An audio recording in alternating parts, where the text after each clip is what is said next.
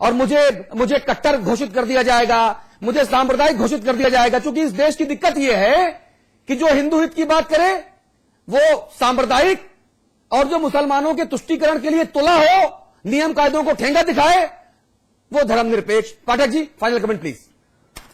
देखिए, हम लोग बहस कर रहे थे 84 कोसी परिक्रमा पर जो सरकार ने प्रतिबंध लगाया है। हाँ। और मेरा फिर से कहना है कि सरकार अपनी जिद छोड़े। हाँ। संत महात्मा उस 84 कोस की परिक्रमा पर यात्रा करना चाहते हैं। हाँ। यात्रा करने दे। हाँ। उससे कहीं भी कानून व्यवस्था को कोई संकट नहीं। अरे आपकी राजनीतिक रोटी सेकने की कोशिश बंद होनी चाहिए। समाजवादी पार्टी जब संत महात्माओं ने आग्रह किया था, उस आग्रह को सरकार फिर से माने और अपने फैसले पर पुनर्विचार करे। आप भी जानते हैं। ठीक है, ठीक है, ठीक है, ठीक है। वकार साहब, वक्त खत्म हो गया।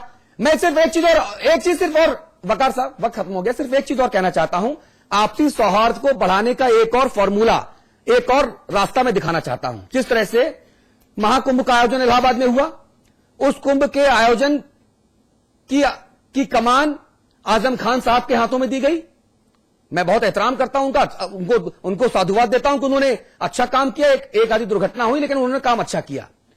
इस तरह से अगर इस्लामिक आयोजनों हो और उनकी कमान योगी जी को या विश्व हिंदू परिषद के लोगों को या बाकी ऐसे ही भगवाधारी लोगों को दी जाए, तो क्या इससे आपसी सांप्रदायिक सौहार्द नहीं बढ़ेगा? वकार साहब, यह भी सोचना पड़ेगा। यह केवल एक रास्ता है जिस पर विचार किया जाना चाहिए पूरी ईमानदारी के साथ, क्योंकि आजम खान साहब को हर जगह मुसलमान चाहिए, हर जगह मुसलमान चाहिए। यह उस चाहत का जवाब था। अमिताभ जी, संवाद की टिप्पणी प्लीज। देखिए, मुझे लगता है मैं मूल विषय पर रहूंगा। बाकी तो आजादी से पहले 1857 से गुजरते हुए हम लोग बहुत जगह, बहुत वीथिकाओं में घूम लिए। मैं मूल विषय पर रहूंगा। 2-3 बुनियादी बातें हैं जो किसी भी हुकूमत को ख्याल रखनी होंगी, हिंदुस्तान जैसे मुल्क में जिसको शासन करना है। हाँ, हाँ। अमृतसर के स्वर्ण मंदिर में सरोपा कैसे चढ़ेगा, भेंट होगा, और लंगर कैसे बनेगा, ये वहां का डीसी नहीं तय करेगा, ना प्रकाश सिंह बादल तय करेंगे। ये ग्रंथी ही तय करेंगे, ये ग्रंथी ही तय करेंगे। अजमेर शरीफ में ख्वाजा के दर पर कैसे इबादत होगी, ये वहीं के सेवादार तय करेंगे। ये अशोक गहलोत के फतवे से नहीं होगा काम, सरकारी आदेश से।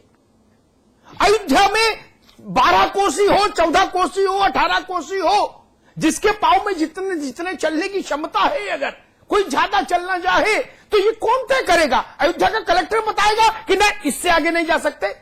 भाई, मेरा मन है मैं 4 की जगह 6 चक्कर काटूं गोवर्धन का, तो कोई रोकेगा क्या? ये तर्क स्वीकार्य नहीं ना। हाँ, तर्क वो दीजिए जो न्याय की कसौटी पर अक्षुण्ण रूप से खड़ा रहे। हाँ, ये तर्क टिकता नहीं। हाँ। मैं ऐसे 100 उदाहरण गिना दूंगा जहां सरकारों ने कहा कि रिलीजियस मैटर है, धर्माचार्य तय करेंगे, हम इसमें नहीं बताएंगे। अब सरकार कह रही है कि इसका कोई उदाहरण ढूंढ के लाओ कि 84 कोसी कब हुई। आज भी अगर कोई 84 कोसी की व्यवस्था शुरू कर दे तो उसमें अपराध कहां है? अपराध कहां से है, ये मैं नहीं समझ पा रहा। कोई आदमी कहे कि भाई मैं 2 टाइम ज्यादा नमाज पढ़ना चाहता हूं, तो इसमें अपराध क्या है? इसमें क्या अपराध है?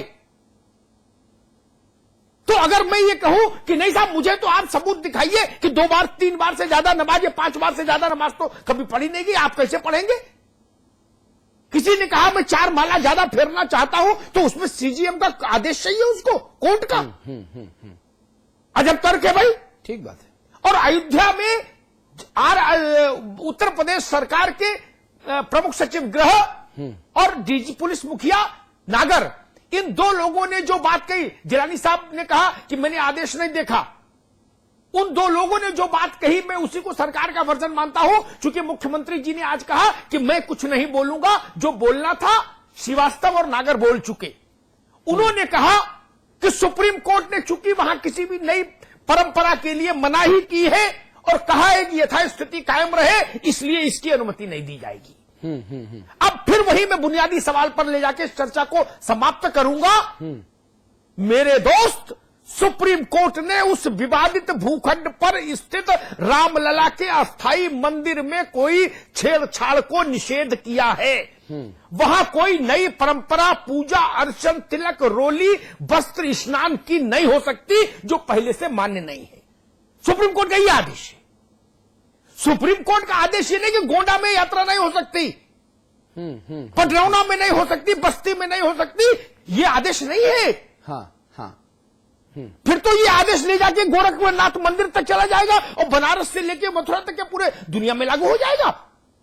उसका आदेश उस भूखंड तक स्थित है, उस भूखंड तक केंद्रित है, वहां कोई नई परंपरा नहीं हो सकती। मैं इसके साथ हूं। योगी आदित्यनाथ भी अगर जाके कहे कि वहां हमको अब यहां नगाड़ा बजाना है उस मंदिर में रामलला के प्राकट्योत्सव पर, तो मैं विरोध करूंगा। ठीक बात है। लेकिन अयोध्या से 25 किलोमीटर दूर अगर कोई निकलना चाहता है तो उस पर कोई कैसे लोकतांत्रिक सरकार अंकुश लगा सकती है? जी। और जहां तक ये बात है कानून व्यवस्था, तो उत्तर प्रदेश की पुलिस फौज फाटा किस लिए है? मैं उस ट्रैफिक इंस्पेक्टर को काबिल ट्रैफिक इंस्पेक्टर नहीं मानता जो सारे वाहनों को रोड पर निकलने से ही मना कर दे और फिर उसके बाद मुझसे कहेगा अमिताभ जी देखिए कितना स्मूथ ट्रैफिक कर दिया मैंने, सारी सड़कें खाली। ये तर्क नहीं है। प्रशासन का काम क्या है? कल को आप रामलीला की बारात पर भी संकट करेंगे, कल को आप दूसरे धर्मों के समारोहों पर भी ये प्रशासन यही तर्क देगा क्या? नहीं चलेगा। ये हिंदुस्तान है, इसके रक्त में आस्था बहती है, इसके डीएनए में आस्था बहती है। इस चीज को समझिए, उसके अनुसार फैसला कीजिए, सबकी भावनाओं का ख्याल रखिए। चलिए इस पूरी चर्चा को मैं खत्म करूंगा, कुछ लाइनें कहूंगा। वो लाइनें इस पूरी चर्चा का सार हैं। हिंदू कहें मोहि राम प्यारा, हिंदू कहें मोहि राम प्यारा, तुर्क कहें रहमाना, दंगे होए लोग मरे और नेता भरे खजाना। ये हो रहा है, दिक्कत इस जगह पर है। दिक्कत को समझना पड़ेगा, आम जनता को समझना पड़ेगा, क्योंकि 92 से लेकर अब तक गंगा में बहुत पानी बह चुका। ना वैसा करंट है, ना वैसा पागलपन है, ना होगा। यह समझना पड़ेगा।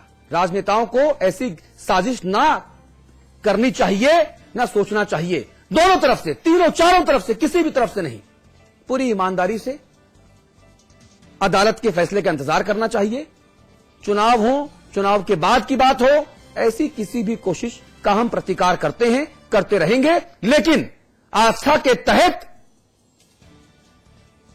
पूजा पद्धति, अपने पाक परवरदिगार गॉड, गुरुद्वारे में जाने की छूट वो होनी चाहिए।